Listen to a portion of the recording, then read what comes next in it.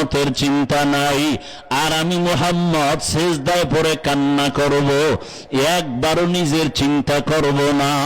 বারবার বলবো, আমার উম্মত, ও আল্লাহ আমার উম্মতের বাঁচাও, আমার একটা উম্মত যেন জাহান্নামের আগুনে না যায়। কারণ আমার উম্মত জাহান্নামের আগুন সহ্য করতে পারবে না। ওই জাহান্নামের আগুন এত ভয়ঙ্কর আগুন। আল্লাহ তাআলা বলেন, আল্লাতী তাত্তালিউ আলাল আফইদা, জাহান্নামের আগুন শরীরের যে কোনো জায়গায় লাগা মাত্র কলিজা পর্যন্ত ভুনা হয়ে যাবে। আল্লাহর আদালতে রহমতের নবীর কান্না, এমন এক অবস্থা আল্লাহ বলবেন, নবী আপনি কাঁদবেন না, মাথা উঁচু করেন, আপনার উম্মতগুলো ধরে ধরে জান্নাতের রাস্তায় নিয়ে যান। আল্লাহর নবী বলেন, তখন আমি মনের আনন্দে আমার উম্মতগুলো ধরে ধরে আমি জাহান্নাম থেকে বাঁচায় জান্নাতের পথে হাউজে কাউসারের কিনারায় নিব। আম্মা জান আয়েশা রাদিয়াল্লাহু আনহা বলেন, ইয়া রাসূলুল্লাহ, আপনি কোটি কোটি মানুষের মধ্যে উম্মতের চিনবেন কি করে?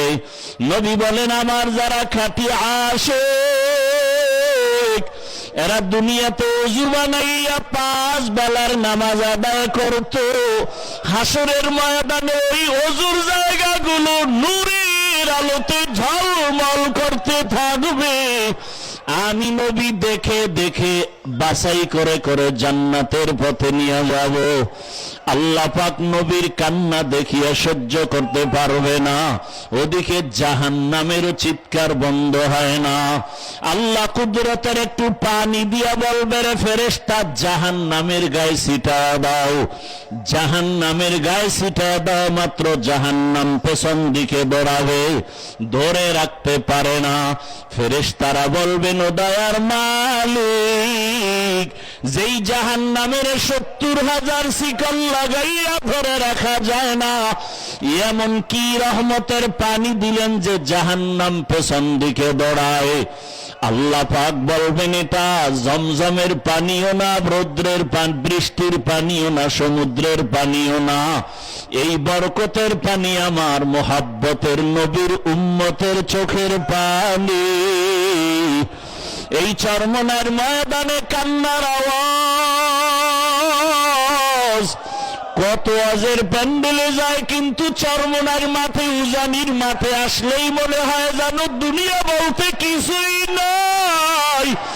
ওরে আমি কিসের পিছনে দৌড়াই, কিসের বাড়ি, কিসের গাড়ি, কিসের টাকা পয়সা, কিছুই না।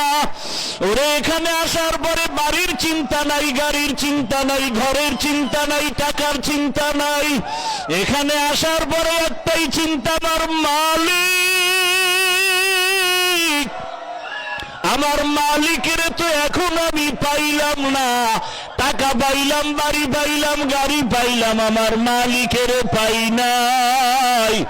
আল্লাহর বান্দার অন্তরের মধ্যে মাওলার এক মোহাব্বতের আগুন জ্বলিয়া উঠে, আর চোখের পানি ছেড়ে গুনার জন্য তওবা করে আর কান্না করে, এ জীবনে